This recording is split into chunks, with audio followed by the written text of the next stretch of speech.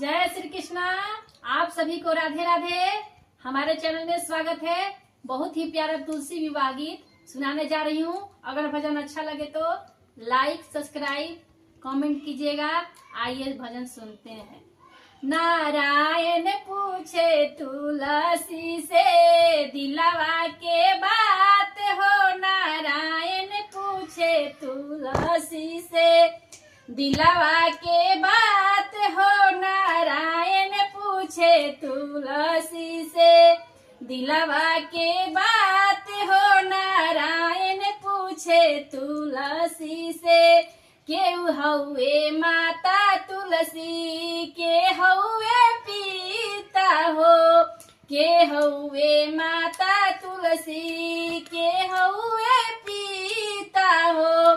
केकरा से हउए तुलसी केकरा से हउए तुलसी तोहर बिया हो। नारायण पूछे तुलसी से दिलवा के बात हो। नारायण पूछे तुलसी से दिलवा के बात हो। नारायण पूछे तुलसी से धरती हई माता हमरो अंबर हवे पिता हो। धरती हई माता हमरो अंबर हवे पिता हो।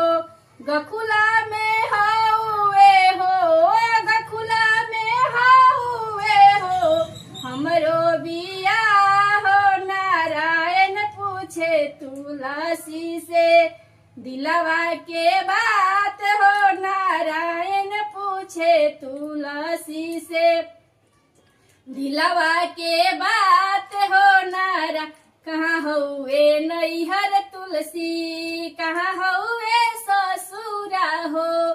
कहाँ हउए नैहर तुलसी कहाँ हउए ससुरा हो।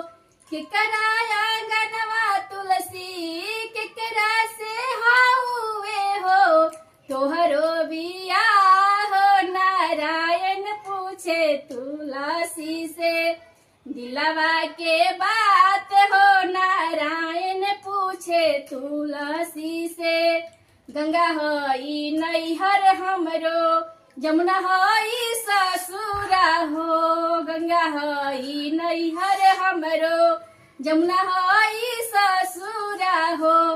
कृष्णा से हउए हो कृष्णा से हउए हो हमरो बिया हो। नारायण पूछे तुलसी से दिलवा के बात हो। नारायण पूछे तुलसी से दिलवा के बात हो। नारायण पूछे तुलसी से।